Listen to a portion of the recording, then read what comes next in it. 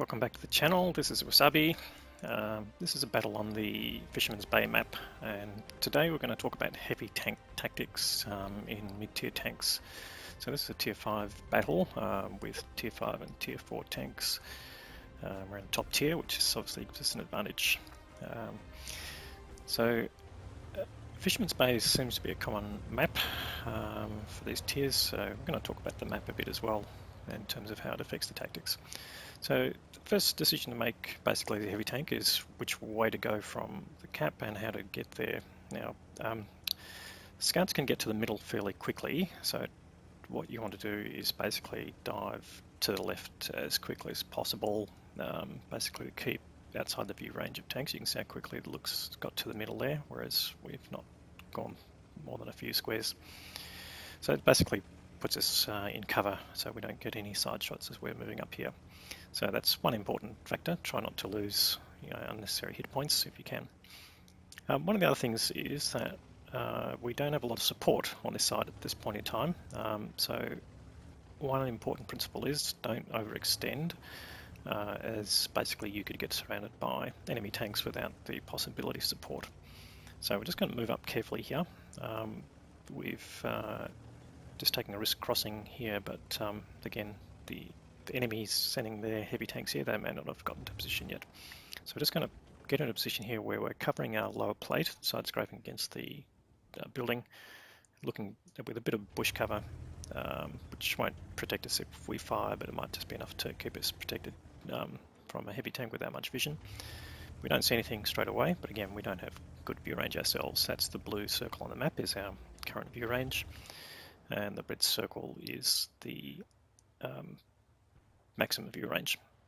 So we'll just pause at this point. We're angled, probably over angled a little bit, but we're just looking down that. Let's see if anyone appears, and we're not seeing any enemies spotted.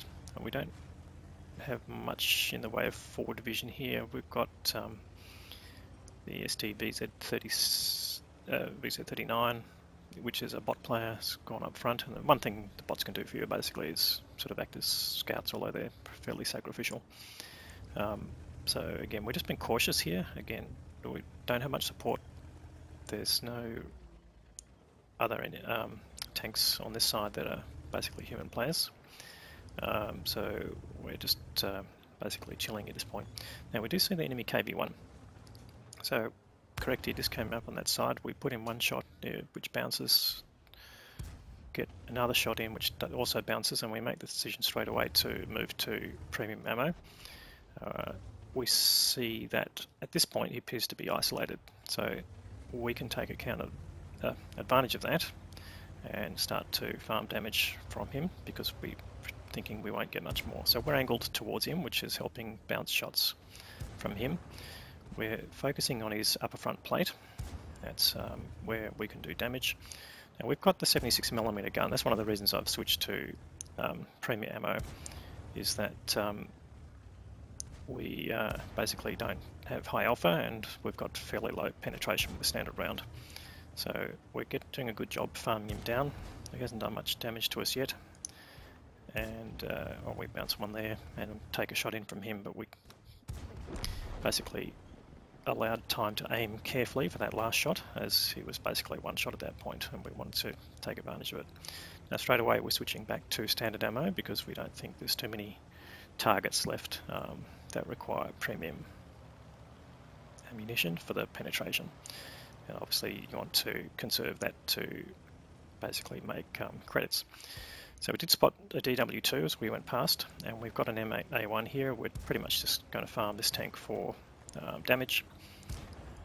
We're already up to nearly 1,000, and so we'll just try and finish him off, and we'll ignore the DW2 for the moment. He's not paying attention to us, so he's not a human player, and we'll just follow this M8A1 around to take all his health, which we finish him off.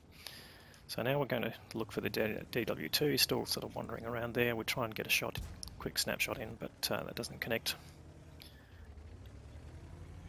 We'll see if we can follow him around this way, but he's going behind cover. We get one more chance to shoot at him, which doesn't connect, and we're just going to go around the building. Now he's being followed by looks from our side, which is good because that will hopefully have his turret turn in the opposite direction. So you just want to, again, note these sort of conditions, and yep, there he is. So we're shooting at him. He's got reasonably heavy armour. He was driving in a forwards motion, but with his turret reversed. Now we've got the looks there as well, so we're not going to shoot him, of course. Not just that you won't do damage because he's a friendly, but I've got a mod loaded which will stop shells hitting enemy. And so the two of us basically finish that tank off. So we'll just rotate around here and follow the looks, because the looks will give us some forward vision. Again, we've got a pretty low view range, and we would potentially be spotted out as we move across here. But with the looks, you know, we can basically say, yep, he will have lit anything in the immediate vicinity.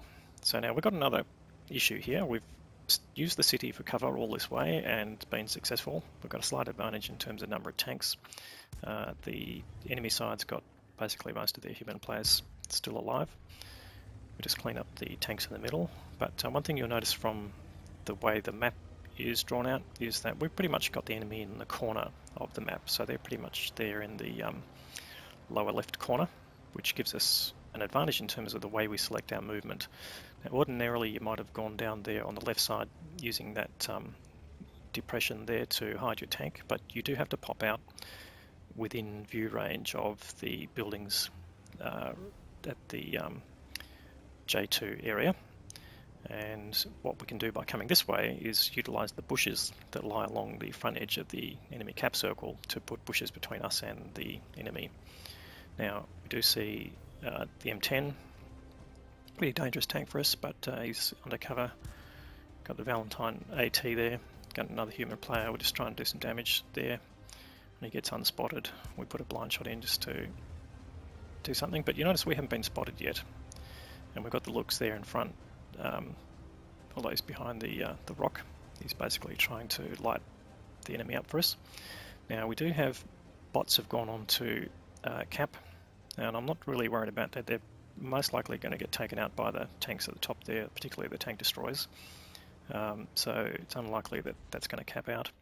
But what it does is brings them to the fort. So the M4A1 has come up, and we're just basically putting in shots pretty much to his turret. We don't have a lot of visibility of him. And we're getting him right down to one-shottable before he pulls back, although we get one more shot in which bounces. But that's as much as we can do there. And we'll just keep moving up. And now we're going to take the risk that we're going to get lit. There are tanks on both sides. We've got the T-67 there. And although I'm taking some damage, I'm trying to angle slightly towards the tanks that are shooting. That gives the chance to bounce off. You saw a very slow round from what looked like the Valentine AT there, which indicates it's a heat round, or an HE. Interesting effect in the game, by the way. But what we're doing here is basically getting under the guns as quickly as we can, which means, you know, they won't have the gun depression to shoot down on us. And we do see the T-67 there, dangerous tank, but he's focusing on the VK in front of him, and we managed to put in the killing shot. And we swing around, we've got the M10, who's basically, yeah, farming us, both the M4 and the A1, but we'll use our DPM to get him down. One more shot to the M10, but he gets killed by the VK, and then we finish off the game with the one shot on the M4A1. So that's pretty much the game and the tactics. I hope you enjoyed that, and comments are welcome below. So let's just take a look at the results. We've got a Class 2 Mastery badge. We managed to get the High Caliber Award for the most damage done, and also Steel Wall for the amount we bounced.